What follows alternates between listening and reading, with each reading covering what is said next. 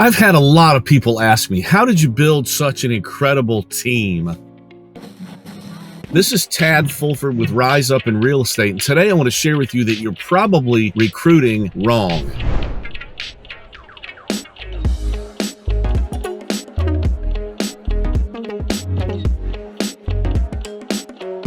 Now, there's something that goes into building the perfect team, building a group of people that are going the same direction with the right mindset and the right things. And I want to tell you where it starts. It starts with recruiting. Like, here's the question is, how did you build such a great team? Did you hire right, or did you train and motivate them the right way? Well, the answer is both. And I think most of us spend all of our time trying to train and mentor and manipulate and disciple and motivate people, when if we would just take more time to hire right, that part would fall in place. And here's what I mean. The first thing you have to do is you have to take time to seek out the right kind of person. When you are interviewing, you have to cast a specific net, not just a wide net, but a very specific net. And here's what I mean. You need to look for people, if you're the leader, and I'm assuming if you're recruiting, you are. Number one, you need to look for people that resonate with who you are. If you're the leader, if you're the visionary, if you're the caster of the dream, they need to align with that. I think so often we're so focused on what they're going to do that we don't think about how they think, who they are. You need to look and see, do they align with the way that you feel, the way that you act? Are they going to be proud to work with you? Are you going to be proud to work with them? Sometimes we hire people that are different than us because we feel like, hey, if we hire that person, they might be able to add diversity to our group because they think differently. Well, you need to be very careful with that, because that thinking differently could take them to your direction of your organization in a different way. So number one, make sure they are aligned with you. When you're interviewing, when you're trying to find that perfect person, when you're recruiting. Number two, make sure they align with your current culture. Culture is made up of people. People change, but the foundation of culture is your core values. What do you stand for? And this person that you're looking for needs to crystal clear stand for what you stand for. If one of your core values is collaboration and they're super competitive, you need to talk about that. If one of your values is charity and they are super monetarily motivated, you need to discover that. You need to discuss that. So not only do they need to be aligned with you, they need to be aligned with your culture. The third thing is they need to be aligned with your mission. If they don't know what your mission statement is, maybe if you don't know what your mission statement is, you need to be crystal clear, and they need to resonate with that. You need to share that when you're talking to them. You need to discover whether or not they understand what you would put here to do. For example, in our case, we are empowering agents to build the business they need to live the life they've always dreamed of. If they don't resonate with that, if that doesn't light them up, if they don't understand what, for us specifically, building a business is about and what it means to live the life of their dreams, then they're not going to be the right selection. So they resonate with you, they resonate with your culture, they resonate with your mission, and finally,